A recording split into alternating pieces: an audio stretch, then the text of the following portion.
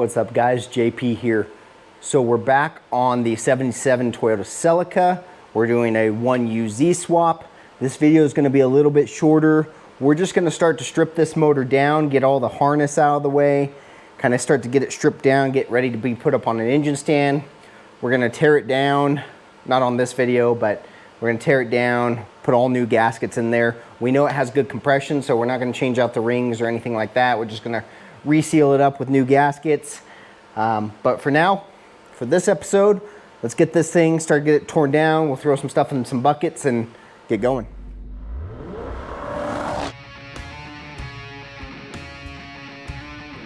Built with soul, not just steel.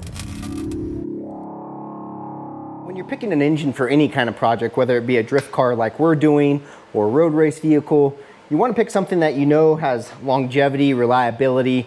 That way you're not having to pull the engine apart every freaking lap.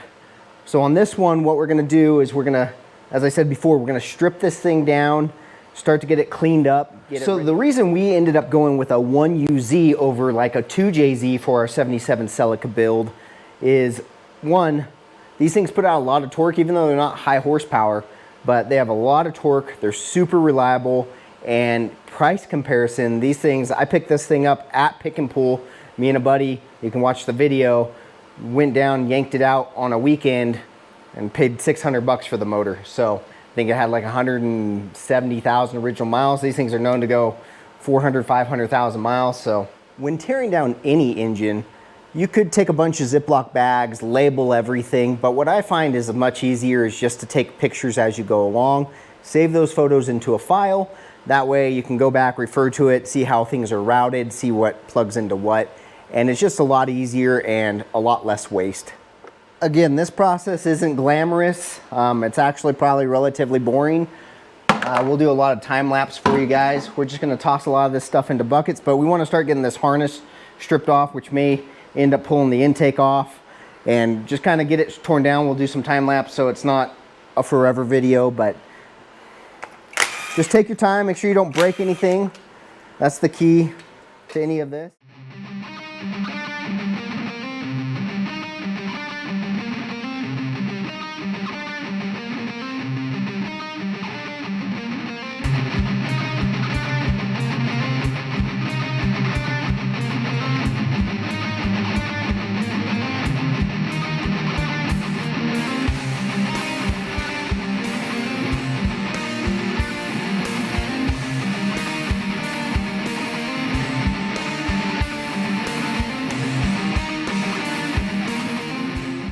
When pulling this stuff apart, you can take a lot of it off in groups.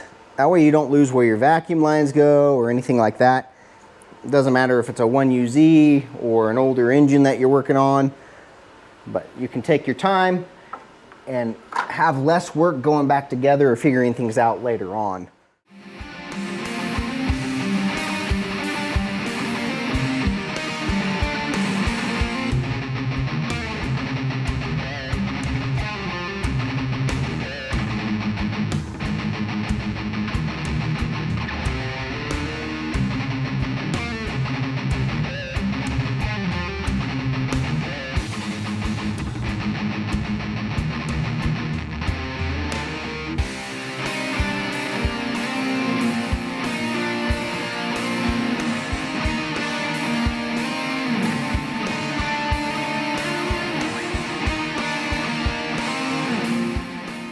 Can see that took me, I know we were on time lapse, but probably I'd say 25 minutes going slow just to unplug everything.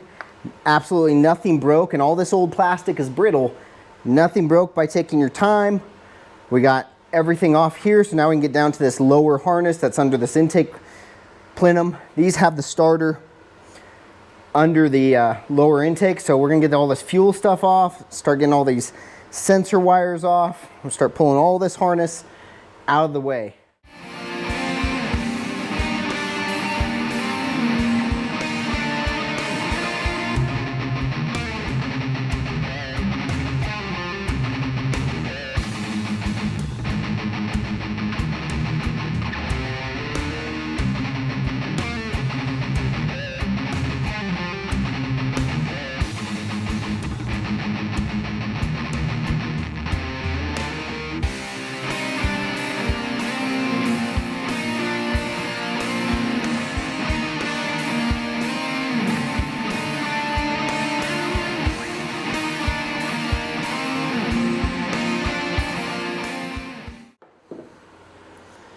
And just like that, you guys, the main engine harness is off. We'll set that to the side.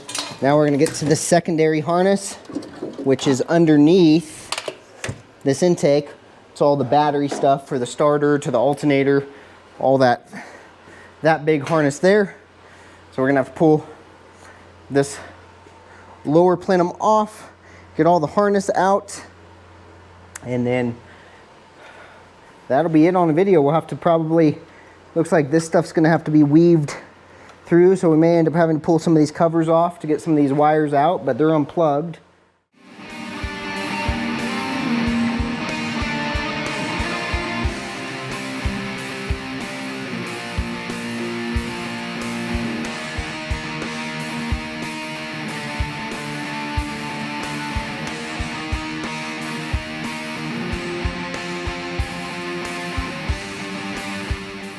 Someone's been in here before. They apparently broke the clips to the knock sensors and they silicone them to the knock sensors. So we'll see if we can repair these and get just the terminal ends. Now we fix it right. The knock sensors I'm sure are good, but we're going to repair these clips. We don't want to have that going back together, not having a good contact and having to pull this whole intake back off. So we'll make sure to make note of that and fix that. We got the starter is basically out. All the harness to this. Now we're gonna work on that side of the motor.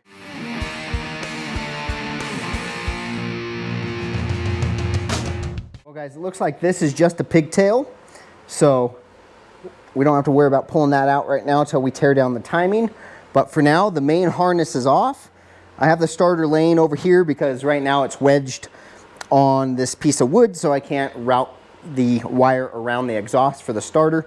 But it'll, as soon as I lift this up onto the engine stand, that last harness will just fall out because everything's unbolted. Now I know this wasn't the most informative video, but for you guys following along with the Toyota Celica project, I thank you guys for watching. We're looking forward to making major progress on this Celica drift build.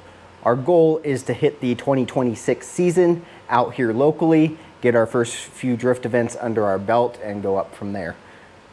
For now, this is JP Street and Performance, where dream cars are built, not bought. From the first cut to the final pass, I'll catch you on the next project.